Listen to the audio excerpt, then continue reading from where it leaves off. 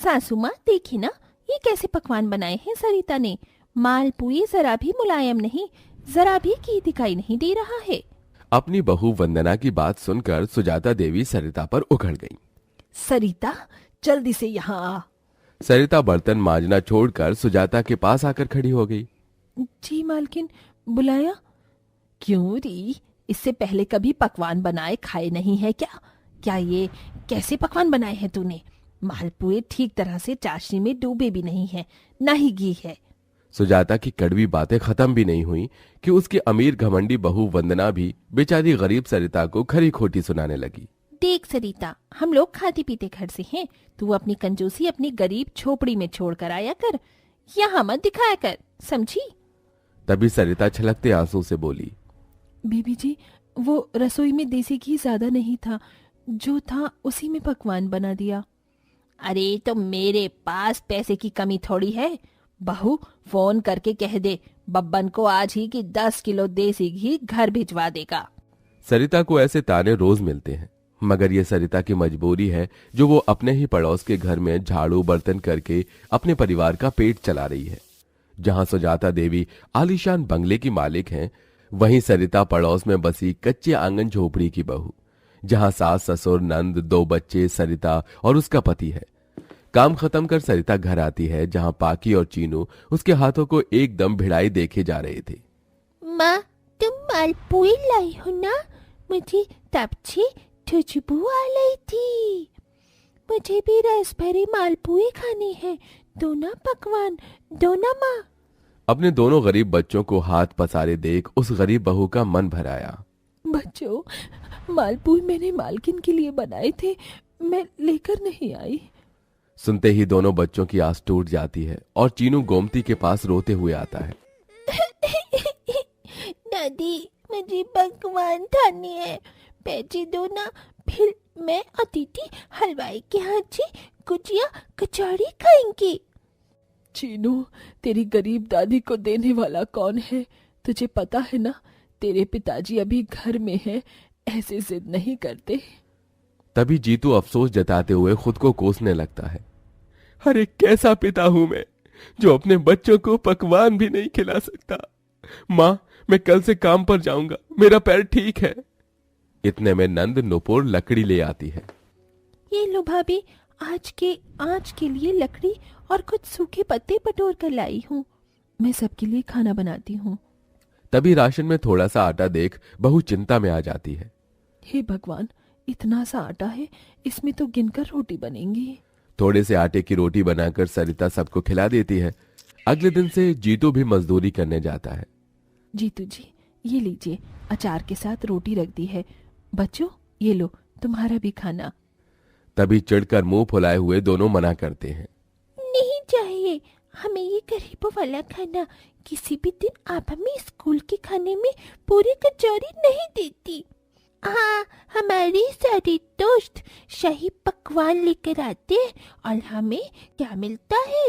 ये रूखी सूखी रोटी।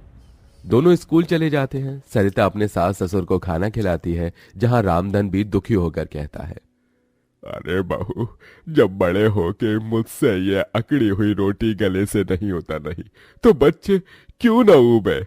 हम गरीबों के भाग्य में शाही खाना लिखा ही नहीं है।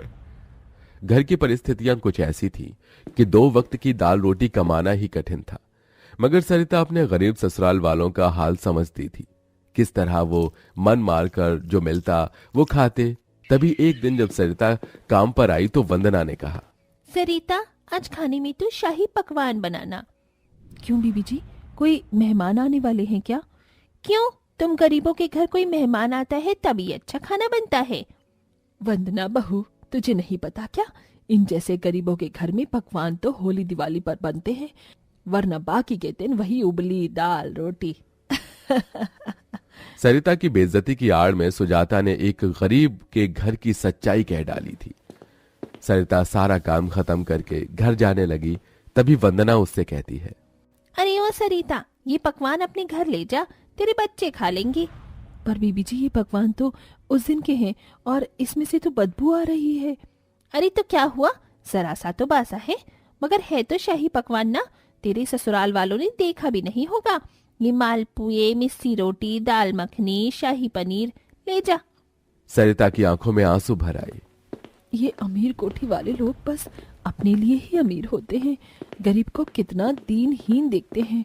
मैं इसे लेकर जाकर फेंक दूंगी।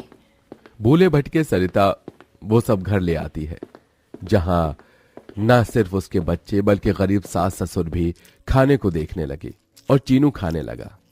अरे वाह, शाही पनीर कितना स्वादिष्ट है। दीदी लो, खाओ ना। बच्चों, इसे मत खाओ, ये सब खराब है। पाकी चीनू मत खाओ।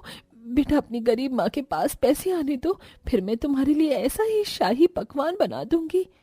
झूठ झूठ झूठ, आप हमारे लिए कभी शाही पकवान नहीं बना सकती। आप झूठ बोलती हो। अगर हम भी किसी अमीर घर में पैदा हुए होते तो हमें ऐसा शाही पकवान रोज मिलता। पता नहीं हम ऐसे गरीब घर में क्यों पैदा हुए हैं। ये सुनकर सरिता पाकी को थप्पड़ मार देती है। क्या बोला तूने? पाकी, जो है उसे खाकर गुजारा करो। बहू, ऐसे बच्चे को कोई मारता है क्या? तो क्या करूं माँ जी? कहाँ से खिलाऊं इन्हें शाही पकवान, जहाँ इस गरीबी में परिवार का पेट चलाना भी दुर्भर है। तभी दरवाजे पर खड़ा जीतू सब सुन लेता है। अगले दिन सरिता पैसे मांगती है। मेम साहब, मुझे पैसे चाहिए, दे दीजिए। अभी पैसे नहीं है, अगले महीने दूंगी। उदास मन से सरिता कई कोठियों में काम मांगती है और भी घर में झाड़ू बर्तन करने लगती है। प्रसाद काका, आज से मैं डबल दिहाड़ी लगाऊंगा। क्या हुआ जीतू, घर में सब ठीक है ना? हाँ काका, बस अब ज्यादा कमाना है, ज्यादा पैसे के लिए मेहनत तो करनी ही होगी। दोनों पति पत्नी पैसे जोड़ने लगते हैं और एक महीना बीतने पर सरिता को पैसे मिलते हैं, जिससे वो पकवान का राशन, सूजी, मावा, दूध, पनीर सब कुछ घर लाती है। इतना छाला सामान। माँ, आज कुछ है क्या? हाँ बच्चों, आज हम गरीबों के घर में शाही पकवान बनेगा। शाही पकवान का नाम सुनते ही गरीब ससुराल वाले के मुंह पर खुशी की चमक आ जाती है। लाइए भाभी, मैं भी आपकी मदद करती हूँ। ननन जी, तुम ये आटा मलो, तब तक मैं दही भल्ले बनाती हूँ। एक एक करके गरीब बहू अपने नंद के साथ मिलकर ससुराल वालों के लिए शाही पकवान बनाती जाती है, जिसे उस गरीब की झोपड़ी 56 भोग की खुशबू से भर उठती है। दही भल्ले, नान, रोटी, मटर पनीर, शाही पनीर सब बन गया। अब बस मालपुए, गुजिया और कचौड़ी छानना है। बेचारी गरीब बहू उस मिट्टी के चूल्हे का धुआं सहकर अपनी आंखें लाल करके सारा शाही खाना तैयार करती है। भाभी, खाना तैयार हो गया तो मैं बोरी बिछा दूं? नहीं ननन जी, वहाँ कोने में एक कालीन रखा है, उसे बिछा दो। तभी सास ससुर चूल्हे की ओर ताकते हैं और सरिता सबको शाही पकवान परोसती है। ननन जी, तुम भी बैठकर खा लो। शाही पकवान का पहला निवाला खाकर ससुराल वालों की आंखों में आंसू आ जाते हैं। माँ जी, बाबूजी, पकवान कैसा बना है? बहुत ही स्वादिष्ट बने हैं बहू। आज तेरी बदौलत इस गरीबी में हमने शाही पकवान खा लिए, वरना गरीब की किस्मत में दाल रोटी के सिवा कहाँ कुछ अच्छा होता है। मालपुए बहुत ही मीठे हैं। बहू, एक और मिलेगा? हाँ बाबूजी, लीजिए ना। बहू, ये दाल पूरी भी बहुत ही स्वाद भरी है। अपने गरीब ससुराल वालों को इस तरह से खुशी के साथ शाही पकवान खाता देखकर जैसे उस गरीब बहू के चेहरे पर एक बड़ी खुशी और संतोष दिखाई दे रहा था, तभी नुपुर अपनी भाभी की तरफ देखकर कहती है, भाभी, और शाही पनीर मिलेगा क्या? ये लो नुपुर। माँ, मुझे भी शाही पनीर देना, और नान रोटी और एक मिस्सी रोटी भी। पूरा परिवार पेट भर के पकवान खाते हैं। तभी जीतू नम आंखों से कहता है, सरिता, किन शब्दों में तुम्हारा शुक्रिया अदा करूं? तुम्हारी वजह से आज मेरे गरीब माता पिता और बहन ने शाही पकवान खाया है, वरना तो इस गरीबी में हमने वो वक्त भी देखा है जब कई बार हम भूखे भी सोए हैं और कई बार पतीले की लगी खुरचन से भी हमने अपनी भूख मिटाई है। जानती हूँ जीतू जी, मगर वो पल अब गया, अब खा लीजिए। हाँ, तुम भी खाओ ना। क्या कर रहे हैं आप? माँ जी, बाबूजी देख रहे हैं। तभी लजाते हुए सरिता जीतू के हाथ से पकवान खा लेती है। इस तरह एक गरीब के परिवार का शाही पकवान खाने का सपना पूरा हो जाता है।